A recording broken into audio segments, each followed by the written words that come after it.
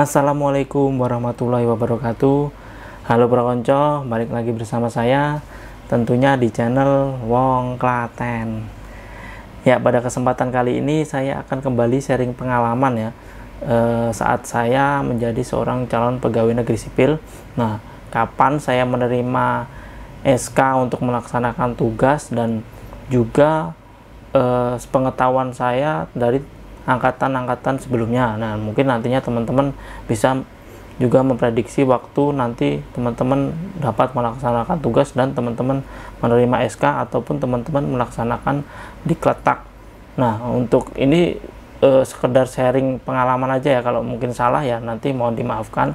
Dan langsung aja, kalau pengalaman saya dulu itu menerima SK itu sekitar bulan Juni ya, Juni itu, karena di tahun 2014 entah kenapa itu kayaknya sistem perekrutan dan waktu pengumuman dan waktu untuk penerimaan SK dan lainnya itu agak mundur dari jadwal yang udah ditentukan ya. Saya kurang tahu juga kenapa.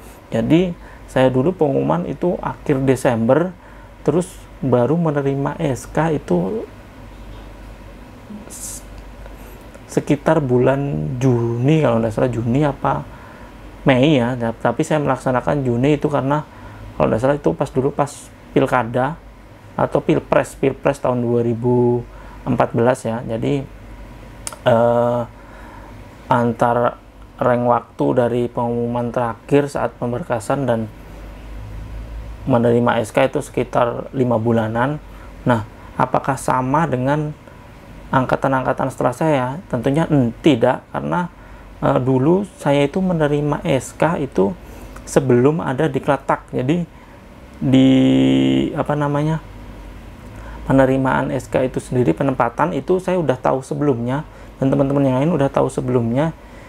Itu dari dicek dulu ada dari aplikasinya atau websitenya BKN, itu bisa ngecek kalau NIP kita udah terbit, itu udah ada nanti kita ditempatkan di satuan kerja mana. Entah sekarang sistemnya sama atau beda, tapi sekarang fasilitas di website BKN itu kayaknya udah nggak ada. Itu sekarang dipindahkan ke aplikasi SAPK kalau nggak salah, itu singkatan aplikasinya.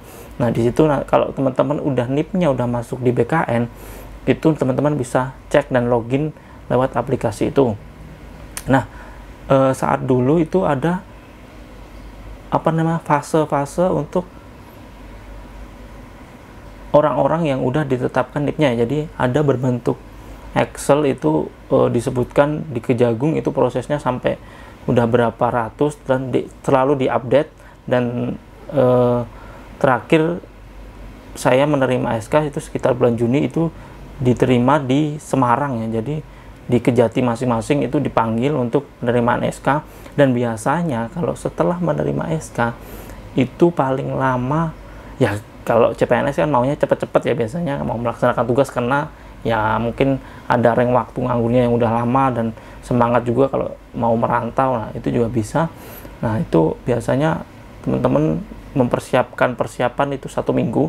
Tapi kalau saya dulu, jadi saya dulu enggak ikut dengan teman-teman satu rombongan. Nah, ini tips bagi teman-teman kalau mau berangkat, itu paling enak berkoordinasi dengan nantinya teman-teman yang satu penempatan ya. Satu penempatan itu ya, kalau teman-teman semisal ditempatkan di wilayah Kejati Sulawesi Tengah, itu di Kejari mana. Nah, itu mungkin teman-teman bisa membeli tiket secara berbarengan untuk menuju ke bandara yang berada di kota besar atau di ibu kota provinsinya. Nah, kan teman-teman pastinya ada grup WhatsApp atau grup Telegram ya. Kalau saya dulu itu ada di grup Facebook dan BBM. Nah, teman-teman berkoordinasi di situ. Nanti biasanya ada juga kumpul bareng, nah seperti itu. Tapi kalau saya tipenya orangnya cuek, jadi ya saya berangkat sendiri, dan saya berangkat agak telat. Untuk di tahun-tahun selanjutnya itu reng waktunya ndak selama saya ini ya. Saya waktu 2014 itu, kalau CPNS 2015 dan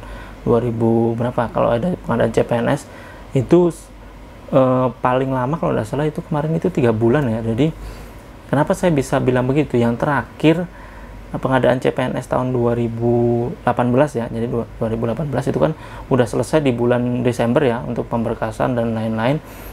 Itu teman-teman melaksanakan diklat tak, kalau tidak salah bulan Januari itu diklat tak juga enggak satu gelombang brek semua, itu ada gelombangnya juga, beberapa gelombang. Nah teman-teman nantinya kalau yang angkatan di atas saya itu menerima SK itu setelah diklat tak selesai, jadi lebih enak teman-teman berkoordinasi, karena mungkin ada yang satu kelas nanti teman-teman satu penempatan, nah bisa kumpul-kumpul terus. Kalau di situ kan mau ndak mau ya harus kenal. Kalau nanti berangkat ya mungkin teman-teman bisa berkoordinasi. Nah beda ceritanya kalau nanti sistem diklat-taknya itu berbeda, dan mungkin juga sistem penerimaan SK-nya itu berbeda. Nah sebenarnya butuh waktu berapa lama untuk penerbitan SK itu? Nah di sini saya sudah agak sedikit merangkum beberapa yang saya dapatkan acuannya. Itu mengacu pada peraturan BKN nomor 14 tahun 2018 tanggal 27 September 2018 tentang petunjuk teknis pengadaan pegawai negeri sipil ya. Nah, di situ disebutkan BKN akan menetapkan NIP dan penempatan atas usul dari instansi yang bersangkutan, dan akan menetapkan NIP jika berkas sudah dinyatakan memenuhi syarat. Nah, di sini bisa kita lihat kalau penempatan itu atas usul dari instansi masing-masing. Jadi bukan BKN yang menentukan si A itu penempatannya di sini, si B di situ, karena budgeting informasi itu udah dari instansi masing-masing.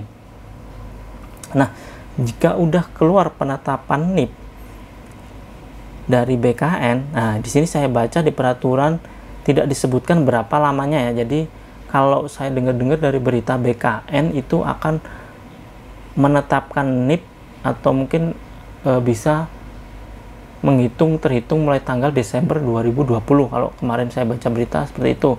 Nah karena BKN itu menetapkan NIP instansi seluruh Indonesia, bisa jadi prosesnya akan panjang ya. Jadi bisa NIP-nya itu terhitung mulai Desember, tapi untuk ke instansinya itu bisa jadi bisa Januari ataupun Februari. Nah kita hitung aja dari pertama itu untuk kelengkapan pemberkasan itu 15 hari kerja ya kalau dari BKN. Jadi kalau ini udah mau berakhir kayaknya, atau mungkin kalau video ini udah dibuat mungkin sesi pemberkasannya udah berakhir. Nah terus instansi setelah menerima penetapan NIP dari BKN itu masih harus lagi membuat surat keputusan ya, surat keputusan yang ditandatangani oleh pejabat kepegawaian yang berwenang. Nah surat keputusan itu sendiri mengacu pada penetapan NIP dari BKN. Nah di peraturan tadi itu surat keputusan itu paling lama dibuat 30 hari kerja. Nah surat keputusan tersebut itu paling lama dibuat 30 hari kerja dan disampaikan ke teman-teman itu paling lama 7 hari kerja. Itu di peraturannya yang tadi BKN buat ya. Terus jadi kapan sih teman-teman menerima SK? Itu bisa kita asumsikan seperti ini. Jadi penetapan NIP dari BKN itu kita hitung aja 30 hari kerja, itu paling cepat ya. Jadi mungkin Desember itu penetapan NIP dari BKN udah selesai, dan Januari itu mulai dari instansi yang bersangkutan itu akan membuat SK, dan penyampaiannya itu 7 hari kerja ya. Jadi kita hitung aja 30 hari kerja. Jadi bisa jadi nanti teman-teman akan melaksanakan tugas itu di bulan Februari ataupun Maret, karena mungkin aja akan ada diklat tak dulu, atau bisa jadi teman-teman melaksanakan tugas teman-teman dulu. Nah itu karena menyesuaikan kondisi sekarang ini yang masih pandemi COVID. Nah jadi setelah pemberkasan selesai, jadi dihitung startnya itu setelah pemberkasan selesai, itu mungkin butuh waktu sekitar paling cepat itu 2 bulan.